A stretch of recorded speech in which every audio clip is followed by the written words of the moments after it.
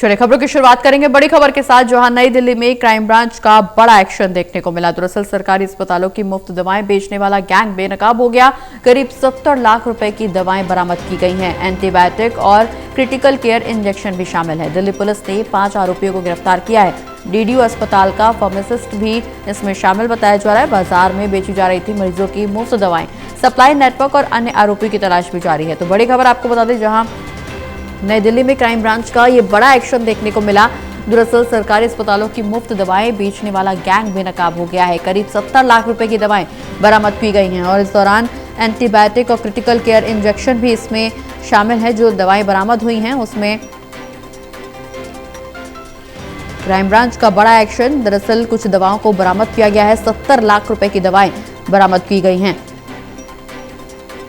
बता दें कि इस दौरान एंटीबायोटिक और क्रिटिकल केयर इंजेक्शन भी इन दवाओं में शामिल हैं। दिल्ली पुलिस ने इस दौरान 5 आरोपियों को भी गिरफ्तार किया है। साथ ही साथ सप्लाई नेटवर्क और अन्य आरोपियों की भी तलाश जारी है। सरकारी अस्पतालों की मुफ्त दवाएं बेचने वाला गैंग बेनकाब हो गया है। 70 लाख रुपए की दवाएं बरामद की गई हैं और एंटीबायोटिक और क्रिटिकल केयर इंजेक्शन भी इसमें शामिल हैं। दिल्ली पुलिस ने कुल मिलाकर के 5 आरोपियों को गिरफ्तार किया है। सप्लाई नेटवर्क और अन्य आरोपियों की तलाश भी तेज की जा रही है।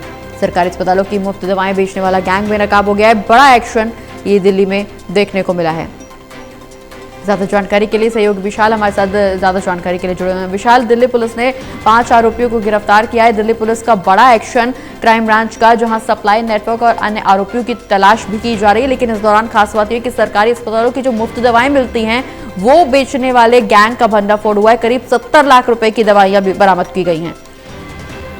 बिल्कुल प्रगति, देखिए दिल्ली पुलिस ने सरकारी अस्पतालों में मुफ्त वितरण के लिए रखी गई जो सरकारी दवाएं होती हैं उनका जो हेराफेरी की जा रही थी और उनको अवैध तरीके से बिक्री में शामिल किया जा रहा था, ऐसे ही एक संगठित गिरोह का भंडाफोड़ किया है। और इस पूरे प्रकरण में दिल्ली पुलिस ने पहले 3 आरोपियों को गिरफ्तार किया था। उसके बाद 2 और आरोपी जो कि दीनदयाल उपाध्याय अस्पताल के ही कर्मचारी बताए जा रहे हैं, उनको बाद में जो है गिरफ्तार किया गया। पहले जो 3 आरोपी गिरफ्तार हुए वो 30 हजारी कोर्ट के पास से एक गाड़ी सफेद बैलनों में जो है जो पूरा दवाइयों का खेत है उसको लेकर बेचने के लिए जा रहे थे। उसी तरह रंगे हाथों उन्हें पकड़ा गया।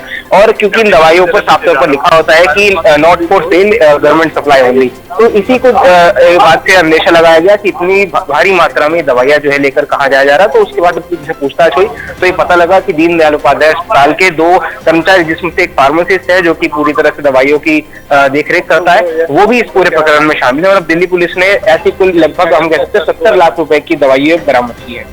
बिल्कुल विशाल, बड़ा नेटवर्क, इसमें पुलिस की ये बड़ी सफलता भी मानी जा रही है, क्योंकि हाल ही में 5 आरोपियों को गिरफ्तार किया गया है। क्या इनके सिंडिकेट में कोई और भी लोग शामिल थे? क्या उनकी गिरफ्तारी के लिए भी पुलिस प्रयासरत है?